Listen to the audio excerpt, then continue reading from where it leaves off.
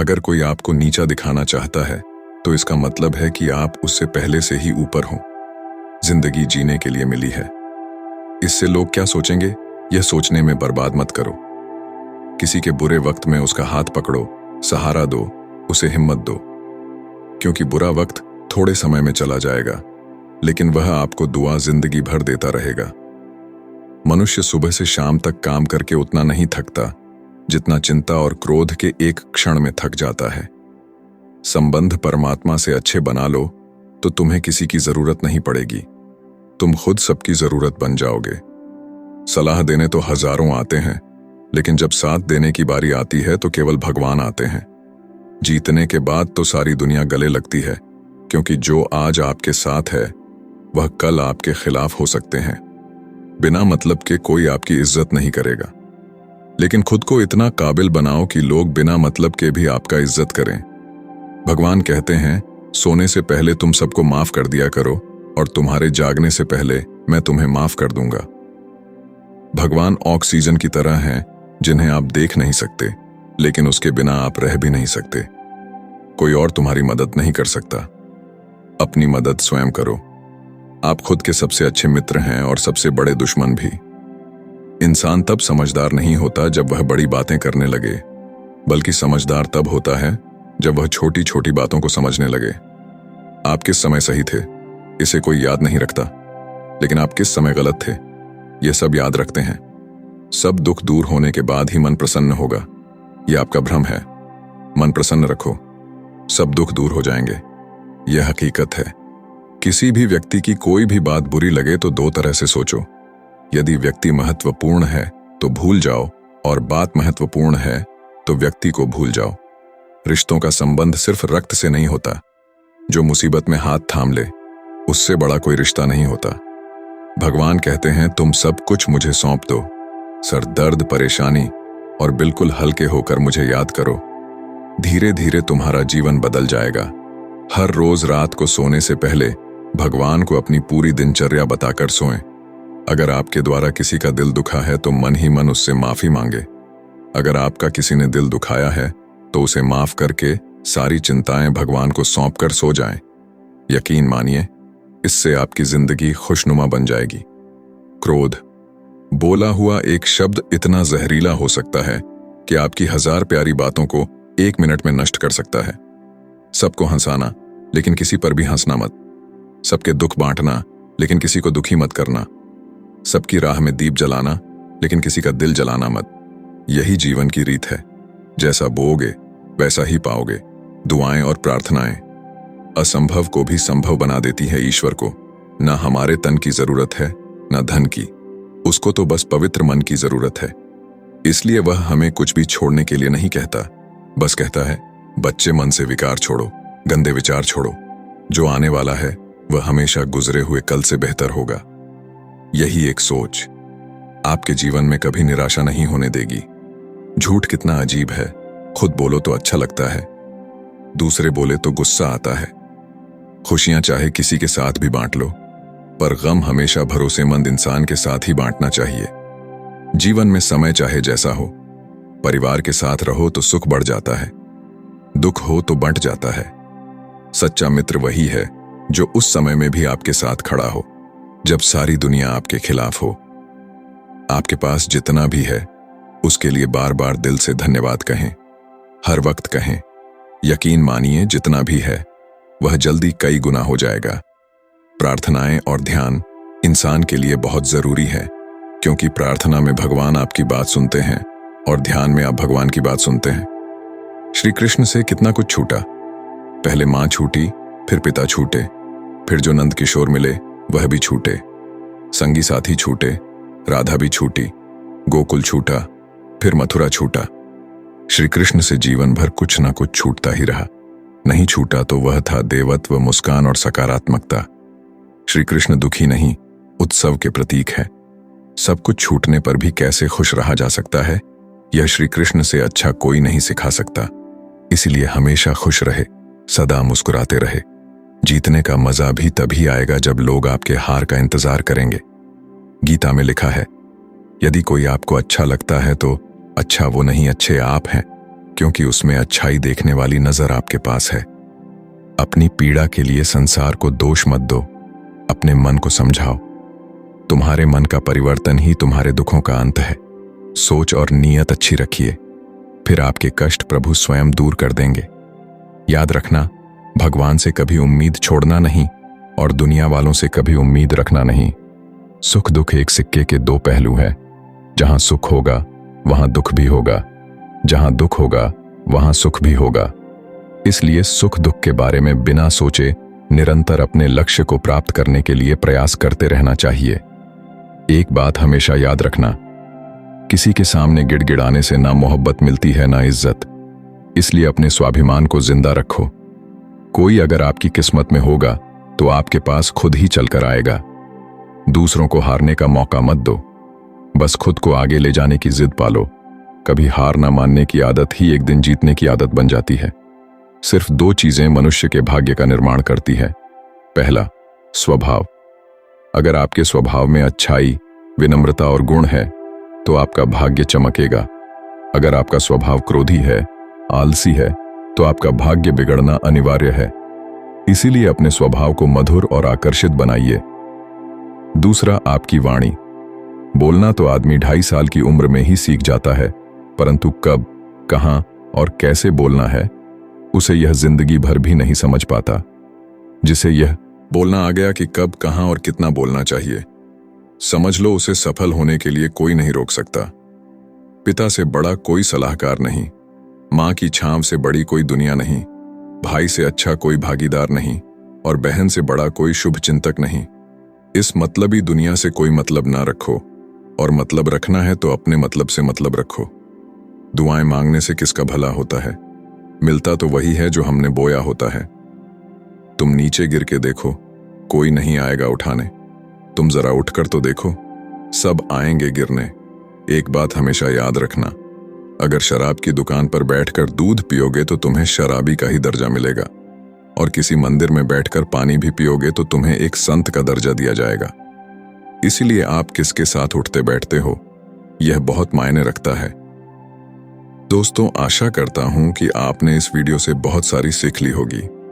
मिलते हैं जल्दी एक नए ज्ञानवर्धक वीडियो में। धन्यवाद। अपना ख्याल रखिएगा। दोस्तों, अगर आप खुद को बहुत कमजोर और लाचार पा रहे हैं, कुछ करने की सोच रहे हैं पर कर नहीं पा रहे हैं, या यूं कहें कि आपके अंदर आत्मविश्वास की कमी है और हर जगह आपको असफलता का मुंह ही देखना पड़ रहा है, तो आपको जीवन में एक बार इस सच्ची कहानी को जरूर सुनना चाहिए। यह सिर्फ आपको सफल ही नहीं बनाएगी, बल्कि यह आपके अंदर के आत्मविश्वास को जगा देगी। और आपको भी पता है कि दुनिया में कुछ बड़ा करने के लिए, कुछ बड़ा हासिल करने के लिए, कुछ बड़ा बनने के लिए हमारे आत्मविश्वास का बड़ा होना बहुत ज्यादा जरूरी होता है। तो बिना समय गंवाए एक सच्ची कहानी की तरफ चलते हैं। प्राचीन समय में निरंजना नदी के किनारे बसे एक गांव में हेमू नाम का एक नौजवान युवक रहता था। आपको जानकारी के लिए बता दें, निरंजना नदी के पास में ही एक वट वृक्ष है। उसी के नीचे बैठकर महात्मा बुद्ध को ज्ञान प्राप्त हुआ था। दोस्तों, उस समय शिक्षाएं आश्रम में दी जाती थीं। उस समय की दी हुई शिक्षाएं आज के समय में बिल्कुल फिट बैठती हैं। हेमू का बचपन तो अच्छा गुजरा, धीरे धीरे वह बड़ा भी होने लगा। कहते हैं ना कि जब जिम्मेदारियों का बोझ सर पर आता है तो हमारी असली परीक्षा होती है। बचपन में माता पिता का हाथ हमारे सर पर होता है तो हमें कुछ पता नहीं चलता है, लेकिन जब खुद कमाना पड़ता है तभी हमारे असली संघर्ष और हिम्मत की पहचान होती है। हेमू भी बड़ा हो गया था, कमाने लायक हो गया था। बारिश का मौसम था, हवा भी खूब तेज चल रही थी और ओले भी पड़ रहे थे। हवा इतनी तेज बह रही थी कि ऐसा लग रहा था वह पैरों को उखाड़कर अपने पास बहा ले जाएगी। हेमू के घर पर 2 बैल थे। बैलों के द्वारा ही उनकी खेती बाड़ी का कामकाज चल रहा था, लेकिन आंधी और वर्षा इतनी तेज थी कि बारिश में बैल भीग रहे थे। हेमू की माता ने भीग रहे बैलों को घर में लाने के लिए जैसे ही बाहर निकली, वैसे ही वह फिसल कर गिर गई और उनकी कमर टूट गई। फिर उसकी मां कभी ठीक से चल नहीं पाई। बहुत सारे पैसे उनके इलाज में खर्च हो गए, फिर भी बहुत खास असर नहीं हुआ। धीरे धीरे समय बीतने लगा। हेमू की मां अब ज्यादातर अपने बिस्तर पर ही लेटी रहती थी। हेमू नौकरी की तलाश में, कामकाज की तलाश में घर से बाहर निकल आया, क्योंकि अब उसे पैसों की जरूरत थी। तभी तो घर का काम आसानी से चल सकता था। इसलिए कामकाज की तलाश में वह घर से बाहर निकल गया। जो पैसे लेकर निकला था वह सब 1-2 दिन में ही खत्म हो गए। हेमू को कई जगह पर काम भी मिला, पर वह कुछ दिनों ही वहां टिक पाता था। उसके काम के करने के तरीकों की वजह से उसके मालिक असंतुष्ट हो जाते थे और उसे नौकरी से निकाल देते थे। ऐसा उसके साथ हर जगह हुआ। वह जहां जाता कुछ दिन नौकरी करता और फिर वहां से निकाल दिया जाता, क्योंकि वह ठीक ढंग से कोई काम नहीं सीखा था। कई कमियां थीं उसमें। हेमू को यह समझ में आ गया था कि कुछ कमी है उसमें, जिसकी वजह से वह हर जगह से भगा दिया जाता है। अब उसे जरूरत थी तो एक ऐसे गुरु की जो उसे सही मार्ग दिखा सके, क्योंकि ऐसे समय में अगर कोई सही मार्ग दिखाया जाता है तो इंसान की जिंदगी संवर जाती है, क्योंकि यह मुश्किल भरे वक्त होते हैं। ऐसे में इंसान को बहुत ही संभलने की जरूरत होती है। हेमू हताश, निराश, परेशान होकर एक बगीचे में बैठा हुआ था। तभी उसे वहां से कुछ बौद्ध भिक्षुक अपने बर्तन में भिक्षा पात्र लेकर गांव से लौट रहे थे और वे लोग आश्रम की तरफ बढ़ रहे थे। जब हेमू उन सब को देखता है तो वह उनका पीछा करने लग जाता है। पीछा करते करते वह भी उनके साथ आश्रम में पहुंच जाता है। जब आश्रम के कुछ बच्चों ने हेमू को देखा तो उन्हें लगा कि यह चोर है। वे लोग चिल्लाने लगे कि आश्रम में चोर घुस गया है। तभी कुछ बच्चे उसे पकड़ लेते हैं और आश्रम में लाते हैं। वह हाथ जोड़कर उन सभी से प्रार्थना करने लग जाता है और कहता है कि हे महात्मा, मैं कोई चोर नहीं हूं। मैं जिंदगी से हारा हुआ एक इंसान हूं। मेरी जिंदगी में कुछ भी बचा नहीं है। मेरी एक माँ है, उसकी कमर टूट गई है और वह बिस्तर पर लेटी रहती है। उसके इलाज में बहुत सारा पैसा खर्च हो गया और कुछ ही खेती बची थी, जिसे पिताजी बेच दिए। मैं पैसा कमाने के लिए काम की तलाश में इधर उधर भटक रहा हूं। मैं जहां कहीं जाता हूं, नौकरी से निकाल दिया जाता हूं। मैं पूरी कोशिश करता हूं कि मैं अपना 100% दे सकूं, और पता नहीं क्या हो जाता है कि जहां मैं जाता हूं वहां कुछ दिनों बाद मेरा मालिक मुझसे नाराज हो जाता है और मुझे वहां से काम से निकाल देता है। इतना कहकर हेमू रोने लगा। दोस्तों, ऐसे बुरे वक्त में कौन नहीं रोएगा। तभी उस आश्रम के प्रधान भिक्षुक वहां पहुंच जाते हैं। वह सभी को हटने का आदेश देते हैं और उस हेमू के पास पहुंच जाता और उसकी परेशानियों को समझते हैं। प्रधान भिक्षु उस युवक की परेशानियां बड़े ही ध्यान से सुनते हैं। प्रधान भिक्षुक उस युवक से कहते हैं कि बेटे, तुम रो नहीं, तुम 10 दिनों तक कहीं नहीं जाओगे। इन 10 दिनों में हम तुम्हारी पूरी जिंदगी बदल देंगे। तुम्हारा खोया हुआ आत्मविश्वास लौट आएगा। लेकिन तुमको इन 10 दिनों में मैं जो भी काम करने को कहूंगा वह तुम्हें करना पड़ेगा। अगर तुम 10 दिनों में मेरी बात मान गए तो तुम्हें पाने के लिए लोग तरस जाएंगे और तुम जिंदगी में बहुत ही आगे चले जाओगे। बस तुम्हें 10 दिनों तक यहीं रुकना है और जो मैं कहूंगा, जैसा मैं कहूंगा वैसा तुम्हें करना है। अगले 2 दिनों तक प्रधान भिक्षुक उसे पौधों में पानी भरने का काम देते हैं। वह पौधों में पानी भरता है और उसके काम को प्रधान भिक्षुक देखते हैं। फिर प्रधान भिक्षुक अगले 2 दिनों तक उसे भिक्षा मांगकर लाने को कहते हैं। वह गांव जाता है और भिक्षा मांगकर लाता है। इसी तरह 5 दिनों तक वह बौद्ध भिक्षु हेमू को देखते हैं और उसकी क्रियाविधि को देखते हैं। वह किस तरीके से काम कर रहा है, उसके काम में क्या कमी है, यह सब वह प्रधान भिक्षुक देखते रहते हैं। पर हेमू को इस बात का अंदाजा नहीं होता है कि प्रधान भिक्षुक उसकी क्रियाविधि पर नजर रख रहे हैं। 5वें दिन की शाम को वह प्रधान भिक्षुक हेमू से कहते हैं, अगले दिन तुम सुबह नदी में स्नान करने के बाद हमारे पास आ जाना। अब हम तुम्हें कहीं नहीं भेजेंगे। हेमू जैसे तैसे उस आश्रम में उस रात सो जाता है और सुबह उठते ही नदी के पास जाता है और वहां से स्नान करने के बाद वापस उन प्रधान भिक्षु के पास पहुंच जाता है। वह बौद्ध भिक्षु को प्रणाम करता है और उनके पास बैठ जाता है। हेमू कहता है कि हे महात्मा, 5 दिन बीत गए हैं पर अभी भी आपने कोई ज्ञान नहीं दिया है, कोई बात नहीं बताई। अब तो सिर्फ 5 ही दिन बचे हैं। अब मुझे फिर से वही ठोकर वाली जिंदगी जीने को मिलेगा, क्योंकि 5 दिनों तक मुझे इस आश्रम में खाना तो आसानी से मिल गया। आश्रम के खाने को खाकर वह अपना पेट आसानी से भर लेता था। पर 5 दिनों बाद उसकी चिंता फिर से बढ़ने लगी। गुरु उसके चेहरे पर जो चिंता का भाव था उसको आसानी से पढ़ लेते हैं और कहते हैं कि हेमू, हमने इन 5 दिनों में तुम्हारी गलतियों को देखा है। क्यों लोग तुम्हें भगा दे रहे हैं, क्यों कोई तुम्हें नौकरी पर नहीं रख रहा है और तुम क्यों हर जगह असफल होते जा रहे हो। यह सब मुझे अब पता चल गया है। अब मैं तुम्हें 7 ऐसे तरीके बता रहा हूं जो तुम्हारी कमियों को दूर करने के साथ साथ तुम्हारे अंदर के आत्मविश्वास को बढ़ा देगा। वह बौद्ध भिक्षुक हेमू से कहते हैं कि तुम्हारे अंदर आत्मविश्वास को बढ़ाने वाला पहला तरीका है, पहले छोटे छोटे कामों को करो और सबसे पहले उन्हीं छोटे छोटे कामों को करने का लक्ष्य बनाओ। अगर तुम पहले छोटे छोटे काम को करोगे तो तुम्हें छोटे कामों को करने का अनुभव प्राप्त हो जाएगा और तुम्हारा आत्मबल भी धीरे धीरे बढ़ने लगेगा, क्योंकि तुम छोटे छोटे कामों को करना सीख लिए हो और उन कामों से तुम्हें जो सीख मिली है वह तुम्हें जिंदगी में बहुत आगे ले जाएगी। अगर तुम्हें बड़ा काम करना है तो पहले छोटे छोटे कामों को करना सीखो, या यह भी कह सकते हैं कि बड़ा लक्ष्य हासिल करने के लिए हमें छोटी छोटी चीजों पर ध्यान देना बहुत ज्यादा जरूरी होता है। अगर तुम शुरू में ही बड़े काम करने लगोगे तो तुम्हारे पास कोई अनुभव नहीं रहेगा, और जब तुम्हारे पास कोई अनुभव नहीं रहेगा तो तुम उस काम को बहुत ही अच्छे तरीके से नहीं कर पाओगे और तुम्हें उस कार्य में सफलता जरूर मिलेगी। यही वजह रही कि तुम जहां भी जा रहे थे तुम बड़े काम की तलाश कर रहे थे, जबकि तुम्हें छोटे काम करने आता नहीं है। और जब तुम्हें छोटे काम करना नहीं आता तो तुम बड़े कामों को कैसे कर पाओगे। यही वजह रही कि लोग तुम्हें अपने घर से निकाल देते थे, लोग तुम्हें काम से निकाल देते थे।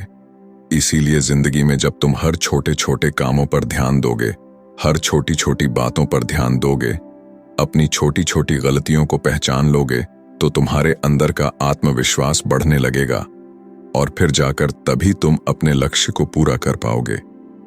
जब तुम्हें छोटे कामों को करने का अनुभव प्राप्त हो जाएगा तो तुम्हारे अंदर का आत्मविश्वास धीरे धीरे जागने लगेगा और वह आत्मविश्वास इतना बढ़ जाएगा कि तुम बड़े काम को बड़ी ही आसानी से कर लोगे। आत्मविश्वास बढ़ाने वाले तरीकों के बारे में बात करते हुए महात्मा दूसरा तरीका बताते हुए कहते हैं, अभ्यास करने की आदत डालो। जब तुम कोई काम करना चाह रहे हो, चाहे वह कोई भी काम हो, तो पहले उसके बारे में अच्छी जानकारी लो, और जब तुम्हें उस काम के बारे में पर्याप्त जानकारी मिल जाए तो तुम उस काम को करना शुरू करो। बिना जानकारी लिए अगर तुम उस काम को करोगे तो तुम्हारा समय भी नष्ट होगा और तुम उस कार्य को पूरा भी नहीं कर पाओगे। इसीलिए जब तुम कोई काम करने जा रहे हो तो पहले उसके बारे में जानकारी लो। जब तुम्हें उसके बारे में जानकारी मिल जाए तब तुम उस काम को करना शुरू करो।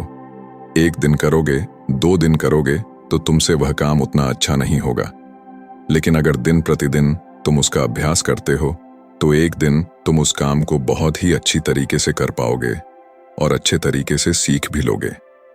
इसीलिए जीवन में आत्मविश्वास बढ़ाने के लिए अभ्यास करना बहुत ज्यादा जरूरी होता है।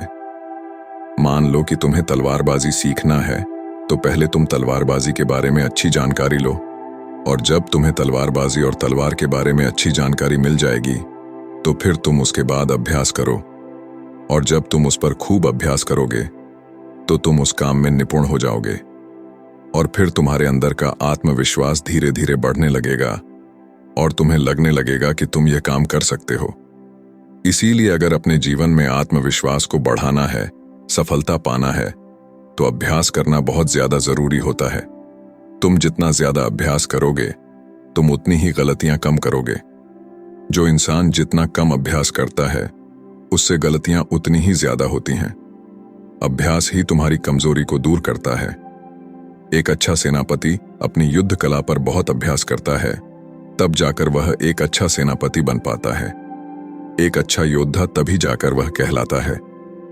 फिर आगे प्रधान आत्मविश्वास बढ़ाने वाली तीसरा तरीका बताते हुए कहते हैं, खुद को जानने का प्रयास करो। खुद की कमजोरी और ताकत के बारे में तुम जानने का प्रयास करो। अगर तुम्हें अपनी कमजोरी के बारे में पता है तो निश्चय ही तुम जो भी काम कर रहे हो उस काम को बहुत ही अच्छे तरीके से कर सकते हो, और अगर तुम्हें अपनी मजबूती भी पता है तो भी तुम बहुत ही अच्छा कर सकते हो।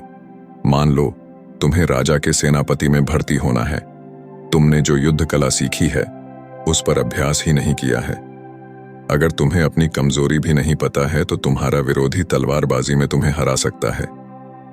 लेकिन अगर तुम्हें अपनी कमजोरी पता है तो तुम सामने वाले को मौका नहीं दोगे।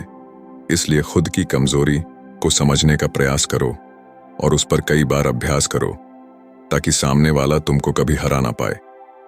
फिर बौद्ध भिक्षु उस हेमू से कहते हैं कि तुम काम करने जाते थे लेकिन तुम्हें अपनी कमजोरी के बारे में नहीं पता था, जिससे तुम्हारा मालिक बड़ी ही जल्दी तुम्हारी कमजोरी को पकड़ लेता था। और जब किसी को तुम्हारी कमजोरी पकड़ में आ जाएगी तो वहीं से तुम्हारी उल्टी गिनती शुरू हो जाएगी। इसीलिए अपनी कमजोरी को जानने का प्रयास करो और जब तुम्हें अपनी कमजोरी के बारे में पता चल जाएगा तो फिर तुम्हें कोई हरा नहीं सकता। महात्मा आत्मविश्वास को बढ़ाने वाली चौथा तरीका बताते हुए कहते हैं, तुमने अभ्यास करना तो सीख लिया, अपनी कमजोरी को भी जान लिया, लेकिन अगर तुम्हें अपने आप पर नियंत्रण नहीं है तो इन सब का कोई मतलब नहीं रहेगा।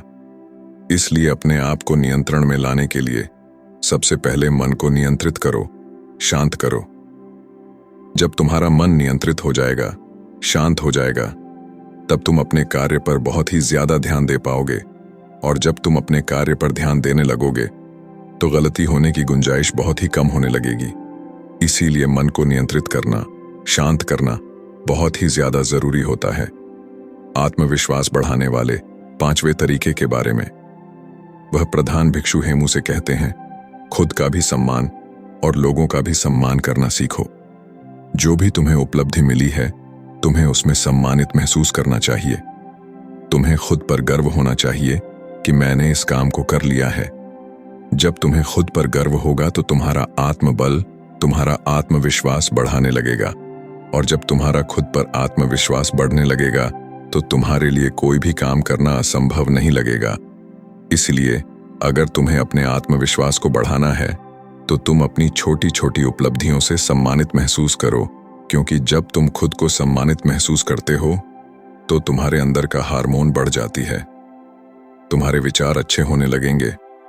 और जब विचार तुम्हारे अच्छे होंगे तो तुम्हारे कार्य अपने आप सही होने लगेंगे, तुम्हारा आत्मविश्वास भी बढ़ने लगेगा। फिर प्रधान भिक्षुक आत्मविश्वास बढ़ाने के छठे तरीके के बारे में बताते हुए कहते हैं, अपने लिए समय जरूर निकालो। जिंदगी में तुम कितना भी व्यस्त क्यों ना हो, लेकिन अगर तुम अपने लिए समय निकाल नहीं रहे हो तो तुम्हारा सब कुछ किया हुआ व्यर्थ है।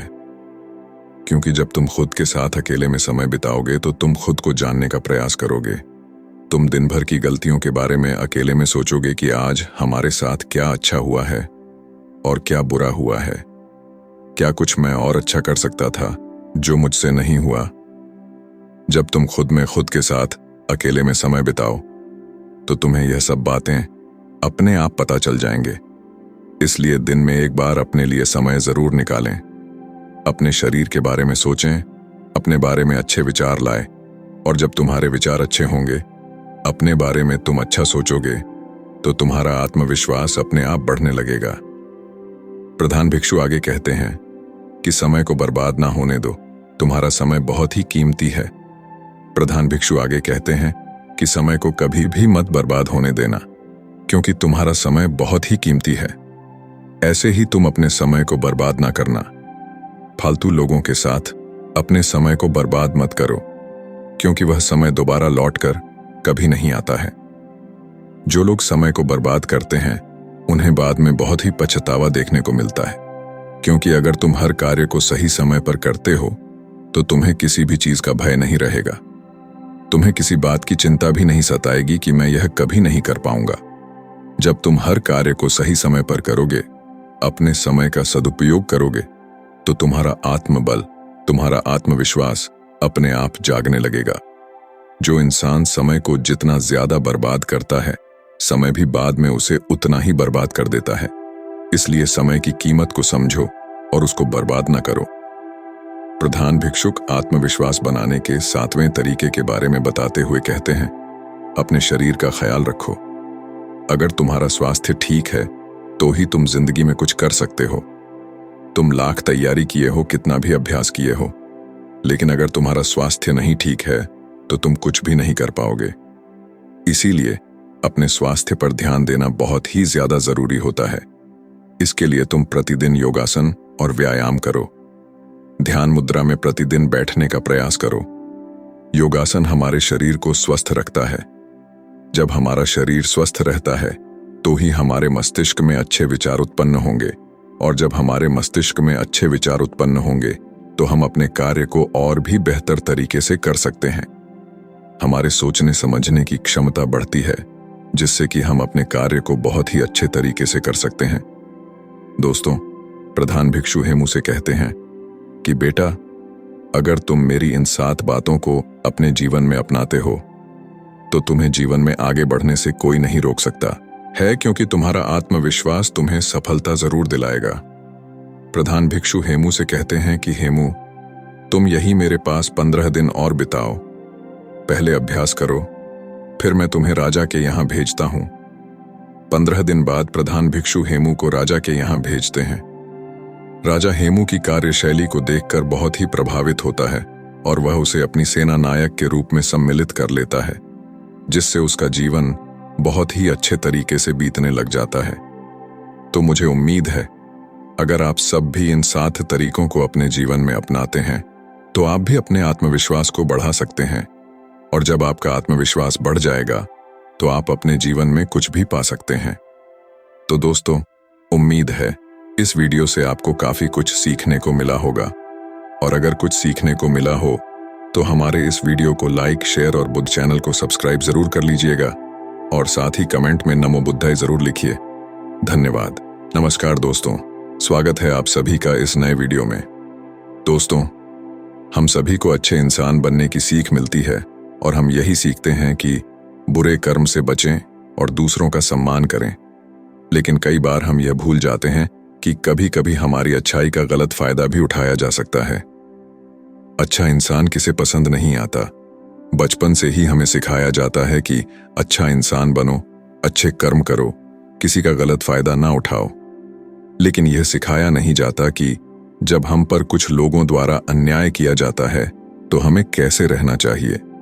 जब हमारा गलत फायदा उठाया जा रहा हो क्या, तब भी अच्छे बने रहना और हमारा आत्मसम्मान खोना सही है। जब एक अच्छे इंसान का हक जबरदस्ती छीना जा रहा हो, क्या तब भी अच्छे बने रहना ठीक है। दोस्तों, अच्छा होना आजकल एक आदर्श माना जाता है। जैसे कि आपने अपने आसपास के लोगों को यह कहते सुना होगा कि देखो वह इंसान कितना ज्यादा अच्छा है। लेकिन हम इस बीच यह भूल जाते हैं कि अच्छे होने की भी एक सीमा होना जरूरी है। हमें यह याद रखना चाहिए कि हद से ज्यादा अच्छा होना भी अच्छा नहीं होता, और अगर हम यह भूल जाएंगे तो यह दुनिया हमें यह बार बार याद दिलाएगी और साबित करेगी कि हद से ज्यादा अच्छा होना भी अच्छा नहीं होता। अक्सर आपने यह देखा होगा कि जो जितना अच्छा होता है उसे उतना ही दुख मिलता है। पर ऐसा क्यों? व्यक्ति हमेशा दूसरों की भावनाओं और जरूरतों को अपने आप से अधिक महत्वपूर्ण मानता है, और इसी कारण वह खुद को एक कठिन स्थिति में पाता है। अक्सर उसे ऐसा महसूस होता है कि आखिर क्यों उसके किए हुए अच्छे कामों को लोग नजरअंदाज करते हैं और उल्टा उसी का गलत फायदा उठाया जाता है। कभी ज्यादा काम करवाने से लेकर तो कभी उसे बिना कोई महत्व देकर नजरअंदाज करने तक किसी के लिए हम अच्छा करते हैं, तो वहीं से हमें दुख प्राप्त क्यों होता है। आमतौर पर जब कोई आदमी कभी क्रोध कर दे या दुखी होकर किसी को भला बुरा कह दे तो हम उसे बुरा समझने लगते हैं। ऐसा आपके साथ भी हुआ होगा कि आपने कभी ना कभी तंग होकर किसी को कुछ भला बुरा कह दिया होगा, और सिर्फ उसी कारण आप लोगों के नजरों में बुरे माने जाने लगे। और जैसे कि कर्म और फल का नियम कहता है, बुरे कर्मों का परिणाम बुरा मिलेगा। आज तक आप यही समझते आए हैं कि सिर्फ बुरे कर्मों का फल बुरा होगा, लेकिन आज की इस कहानी के बाद आप यह समझ जाओगे कि अच्छा इंसान के साथ भी बुरा हो सकता है। जब वह हद से ज्यादा अच्छा बन जाए, उस इंसान को दुख ही मिलेगा, उसका परिणाम भी बुरा ही हो सकता है। तो चलिए, आज की इस बोध कहानी के द्वारा हम यह समझेंगे कि ऐसी स्थिति में हमें क्या करना चाहिए, और यह भी जान लेंगे कि ज्यादा अच्छा होना अच्छा है या बुरा। तो चलिए शुरू करते हैं। बहुत समय पहले की बात है। एक नगर में एक धनी सेठ रहता था जो बहुत दयालु था। इतना बड़ा व्यापार और बहुत सारा धन होने के बावजूद वह एक भोला और दान करने वाला इंसान था। वह हर किसी की मदद करता था। उसके मन में लोगों के प्रति प्यार और दया की भावना यह थी, वह किसी का भी दुख नहीं देख पाता था। उसके इतने दयालु और भोलेपन की वजह से उसके आसपास के लोग उसकी इसी बात को उसकी कमजोरी समझकर उसका फायदा उठाते थे। कुछ लोग उस सेठ के सामने झूठ मूठ का रोना रोकर उससे पैसे उधार ले जाते थे। सेठ अमीर तो था ही और ऊपर से दयालु भी। जब वह सेठ उन लोगों की दुखी हालत देखता और उनकी परेशानियां सुनता तो उसका मन भर आता। और जब वह लोग उससे कहते हैं कि मुझे थोड़ा धन उधार चाहिए या तुम मेरी मदद करोगे, मैं तुम्हारा यह एहसान कभी नहीं भूलूंगा, तो वह मना नहीं कर पाता। वह सोचकर धन दे देता कि अभी इसका बुरा वक्त चल रहा है, इसको मेरी मदद की जरूरत है, बाद में यह पैसे लौटा देगा। धीरे धीरे वक्त गुजरता गया। लोग उस सेठ के आगे बिना बात का रोना रोते और उसका धन ले जाते और कभी वापस नहीं करते। सेठ भी कभी धन वापस नहीं मांगता था। उसको लगता था कि जब इसका बुरा वक्त गुजर जाएगा तो धन वापस कर देगा। लेकिन कहते हैं ना कि हर सुबह के बाद रात होती है, हर सुख के बाद दुख आता है और दुख के बाद सुख आता है। ठीक उसी तरह उस सेठ के साथ भी हुआ। कुछ सालों बाद उसके पास धन कम होने की वजह से उसके व्यापार में माल भरने के पैसे कम होने लगे और इसके वजह से उसके दुकान पर अब ग्राहक भी कम होने लगे, क्योंकि जो सामान उन ग्राहकों को चाहिए था वह सामान उस व्यापारी के पास खत्म होने लगा था और उस सामान को लाने के लिए अब उसके पास इतना धन भी नहीं था। धीरे धीरे सेठ का धन समाप्त हो गया। एक समय था जब वह सेठ अपने नगर के अमीर लोगों में आता था, पर आज उसके पास पैसे नहीं थे। ऊपर से ढेर सारा कर्ज उसे बाजार से लेना पड़ा। उसे समझ नहीं आ रहा था कि वह क्या करे। उसने महात्मा बुद्ध के बड़े चर्चे सुन रखे थे। उसे यह पता था कि उसके बहुत मित्रों ने उनके पास जाकर अपने जीवन के लिए सही मार्गदर्शन लिए हैं और वह जो ज्ञान देते हैं वह काफी जिंदगियां सुधार चुका है। उसने निश्चय किया कि अब तथागत गौतम बुद्ध ही उनकी समस्या का हल बताएंगे। यही सोचकर वह अगले दिन गौतम बुद्ध से मिलने निकल पड़ता है। वहां जाकर बुद्ध को प्रणाम करते हैं। फिर सेठ गौतम बुद्ध से कहता है, मुझे मेरी समस्या का निवारण चाहिए। बुद्ध कहते हैं, पूछो क्या पूछना है। फिर वह उन्हें सारी बातें बताता है कि कैसे वह लोगों की मदद करके अमीर से गरीब हो गया, कैसे उसने बस लोगों की बुरी हालत देखकर अपने व्यापार के पैसे उन्हें मदद करने के लिए दे दिए और आज वह खुद जरूरतमंद हो गया है। गौतम बुद्ध उसकी सारी बातें ध्यान से सुनते हैं और कहते हैं कि तुम बहुत ही ज्यादा सीधे और दयालु हो। जरूरत से ज्यादा सीधा होना भी हमारे लिए मुसीबत पैदा कर सकता है। आगे बुद्ध कहते हैं, तुम लोगों की मदद इसलिए करते थे ताकि वह मुसीबत से बाहर निकल सके, लेकिन लोगों ने इसका फायदा उठाया और तुम्हें ठगने का काम करते रहे। उस सेठ ने कहा, आप बिल्कुल सही कह रहे हैं बुद्ध।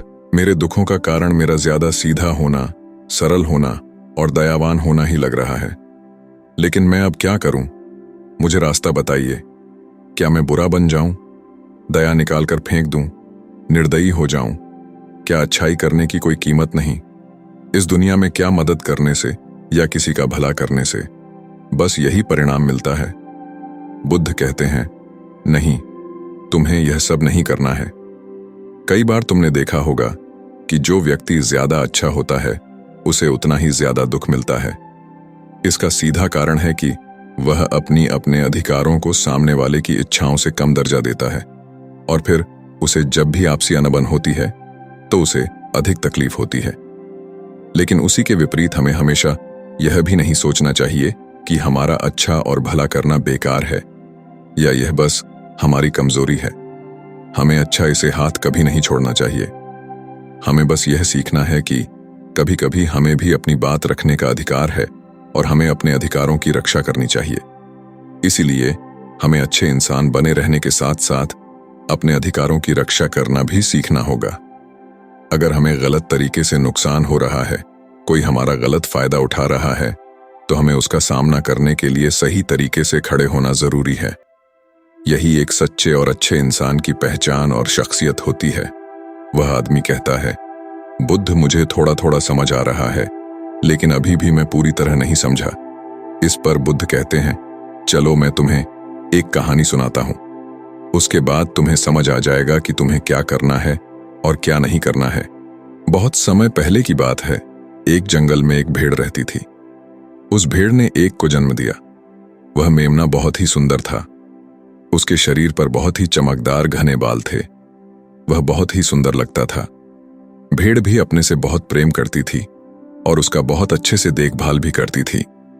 भेड़ अपने बेटे को अच्छी अच्छी बातें सिखाती, उसे अच्छे संस्कार देती।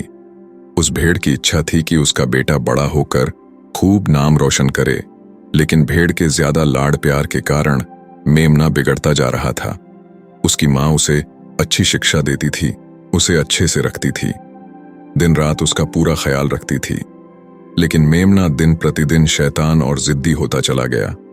वह अपनी माँ की किसी भी बात को ध्यान से नहीं सुनता और ना ही किसी बात पर ध्यान देता। उसे हर पल ऐसा ही लगता कि मेरी माँ मेरा इतना ख्याल रखती है, और इसी कारण वह खुद की जिम्मेदारी नहीं लेता था, ये सोचकर कि उसकी माँ उसे किसी भी संकट से निकाल लेगी। वह धीरे धीरे गैर जिम्मेदार होता जा रहा था और अब उसे भेड़ का लाड़ और प्यार उसी के मेमने के अच्छे और जिम्मेदार बनने में रुकावट बन गई थी। फिर एक दिन वह मेमना घूमता घूमता पास के जंगल में जा पहुंचा। वह मेमना पहली बार जंगल में गया था। उससे पहली बार जंगल में जाने का मौका मिला था। वह जंगल की सुंदरता को देखकर चकित रह गया। उसने कभी इतनी सुंदर चीज नहीं देखी थी।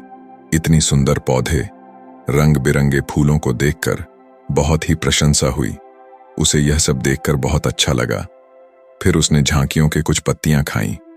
जैसे ही उसने पेट भरने के लिए पेड़ों की पत्तियां खाईं, उसको वह पत्तियां बहुत ही स्वादिष्ट लगीं। अब तो वह मेमना रोज जंगल में जाने लगा और वहां जाकर पेड़ पौधों को नुकसान पहुंचा रहा था। उसने उनकी पत्तियां तोड़ी, उनके फूलों को नोचा, फूलों को खाया और कुछ को तोड़कर जमीन पर डाल दिया। उसमें मेमने को इस बात की बिल्कुल भी परवाह नहीं थी कि वह क्या कर रहा है। उसको इस बात का पता ही नहीं था कि जंगल में कोई खतरा भी है। वह तो मस्त मौला होकर जंगल में उछल कूद कर रहा था और पौधों को खूब से नुकसान पहुंचा रहा था। लेकिन जब उस मेमने की मां को, यानी उस भेड़ को, इस बारे में पता चला कि मेमना हर रोज जंगल जाता है, तो वह घबरा गई और मेमने को अपने पास बुलाकर समझाने लगी कि तुम जंगल में मत जाओ, वहां पर बहुत सारे को जानवर हैं, तुम्हारे ऊपर हमला कर देंगे, तुम्हें खा जाएंगे। लेकिन मां की बात का उस पर कोई असर नहीं हुआ, बल्कि वह मेमना अपने माता से कहने लगा कि मां, जो भी मेरे सामने आएगा वह मुझसे जमकर मार खाएगा, फिर वह बहुत पछताएगा। इसके बाद मेमना फिर से जंगल की तरफ भाग गया। उसे अपनी माता की कही बातें झूठी लगने लगीं। हर रोज की तरह उस दिन भी वह उछल कूद करने लगा और पेड़ पौधों की पत्तियां तोड़ने लगा। कभी फूलों को तोड़ता, कभी पेड़ों को खूब नुकसान पहुंचाता। लेकिन उस दिन उस जंगल में एक शेर पहुंचा। वह शेर बहुत ही ताकतवर था, लेकिन ताकतवर होने के साथ वह दयालु भी था। उस शेर का मानना था कि कमजोर प्राणियों को नुकसान पहुंचाना ठीक नहीं है। शक्तिशाली होने का मतलब यह नहीं है कि मैं किसी कमजोर प्राणी पर शक्ति का प्रयोग करूं। वह शेर उस जंगल में घूमने लगा। घूमते घूमते है वहां पर पहुंचा जहां पर वह नासमझ मेमना शैतानी कर रहा था। शेर ने उस मेमने को देखकर आश्चर्य में पड़ गया। शेर ने सोचा कि इस मेमने को किसी खूंखार जानवर का डर क्यों नहीं है। ये कैसे पेड़ पौधों की पत्तियां बिना काम के ही नोच रहा है। ये इनको खत्म कर रहा है और उन पत्तियों को खा कम बल्कि बिगाड़ ज्यादा रहा है। उसके बाद वह शेर कुछ देर तक चुपचाप खड़ा होकर उसको देखता रहा और शेर सोचता है कि मेमना कुछ ही देर में मुझे देखकर यहां से भाग जाएगा और उसके डर के भाग जाने से मुझे बल का प्रयोग नहीं करना पड़ेगा। लेकिन ऐसा नहीं हुआ। शेर बहुत देर तक खड़ा रहा और वहीं इंतजार करने लगा कि मेमना यहां से कब जाएगा। लेकिन मेमना तो भोजन करने में व्यस्त था। उसे शेर का कोई ख्याल नहीं था। मजे से पेड़ पौधे की पत्तियां नोच रहा था, उन्हें खा रहा था, सब कुछ बेकार कर रहा था। जब शेर ने देखा कि मेमना उसे देखने के बाद भी वहां से नहीं जा रहा, तो खुद वह मेमने के पास जाता है और वहां जाकर बोला, सुनो बच्चे, इस जंगल में फूल पत्तियों को नुकसान पहुंचा रहे हो। उन्हें जितना जरूरी है तुम्हारे भोजन के लिए, बस उतने ही तोड़ो। तुम बहुत फूल पत्तियां यूं ही नष्ट कर रहे हो। अगर तुम इन पेड़ पौधों को, इन फूल पत्तियों को नुकसान पहुंचा दोगे तो तुम अच्छे बच्चे कैसे बनोगे? अच्छे बच्चे कभी भी इस तरह जंगल में आकर पेड़ पौधों को नुकसान नहीं पहुंचाने लगते हैं। तुम्हारी मां ने तुम्हें अच्छा बच्चा नहीं बनाया। शेर की बातें सुनकर वह घमंड से बोलता है, तुम्हें अच्छे बच्चे बने रहना है, तुम बने रहो। मैं तो जैसा हूं वैसा ही ठीक हूं। मैं वैसे ही रहूंगा जैसे मुझे रहना है। शेर हैरान हो जाता है, लेकिन फिर शेर उसे मेमने को बच्चा समझकर माफ कर देता है, क्योंकि शेर नहीं चाहता था उसे बच्चे पर हमला करना पड़े। तुम खतरनाक तो कहीं से नजर नहीं आते, चले जाओ यहां से, बड़े ही खतरनाक। तुम मेरा दिमाग ज्यादा खराब मत करो। चले जाओ यहां से, अपना रास्ता नाप लो और मुझे इन फूल पत्तियों को खाने दो। यह कहकर वह घमंडी मेमना पत्तियां खाता हुआ आगे चला गया और शेर उसे बस हैरानी से देखता रह गया। तभी वहां पास में ही झांकियों के पीछे एक लोमड़ी छुपी हुई थी। वह लोमड़ी शेर और मेमने की सारी बातें सुन रही थी। उस लोमड़ी को शेर राजा की इस तरह बेइज्जती बर्दाश्त नहीं हुई, तो वहां से झाड़ियों से निकलकर शेर के पास आ पहुंची और शेर के पास आकर बोली, क्षमा कीजिएगा महाराज, आप तो इस जंगल के महाराज हैं, इतने बलशाली हैं। आप चाहे तो इसमें को 2 मिनट में मजा चखा सकते हैं और उसे आपका अपमान करने से रोक सकते थे, फिर आपने कुछ भी क्यों नहीं किया? इस पर शेर ने कहा, मैंने उस बच्चे का भला सोचा, मुझे ऐसे ही किसी बच्चे को अपनी ताकत का शिकार नहीं बनाना था। यह सब सुनकर लोमड़ी बोली, महाराज, लेकिन आपके इतने सीधेपन और दयावान होने के कारण ही उस मेमने की हिम्मत बढ़ ही गई है। वह आपके सीधेपन का गलत फायदा उठा रहा है और जंगल में इधर उधर घूम रहा है और पेड़ पौधों को नुकसान पहुंचा रहा है। मुझे पता है कि कमजोर प्राणी पर हमला नहीं करना चाहिए, ये बहुत बुरी बात है और यह भी दया करना एक अच्छा गुण है, लेकिन शासन में कभी कभी भय दिखाना भी जरूरी है। आपकी यह बात सही है कि प्रजा के साथ दयालुता का व्यवहार करना चाहिए, लेकिन इसके साथ साथ यह भी जरूरी है कि उनके मन में राजा के प्रति डर भी हो, ताकि वह इस तरह के अपराध ना करें, कोई मर्यादा ना तोड़े। लोमड़ी की बात सुनकर जंगल का राजा शेर लोमड़ी से कहता है, क्या ऐसा हो सकता है कि मेमने को भय दिखाकर हम उसे काबू में कर सके, जिससे कि उसमें सुधार आए और उस मेमने को किसी तरह का नुकसान भी ना पहुंचे, जिससे कि वह जंगल के पेड़ पौधों को कोई नुकसान ना पहुंचाए? फिर शेर कहता है, लोमड़ी, क्या तुम ऐसा कर सकती हो? शेर की बात सुनकर लोमड़ी कहती है, जी हां महाराज, बिल्कुल मैं ऐसा कर सकती हूं कि वह डर भी जाए, सुधर भी जाए और उसे कोई नुकसान भी ना हो। उसे इतना डरा दूंगी कि वह जंगल में कभी दोबारा घुसने की हिम्मत नहीं करेगा।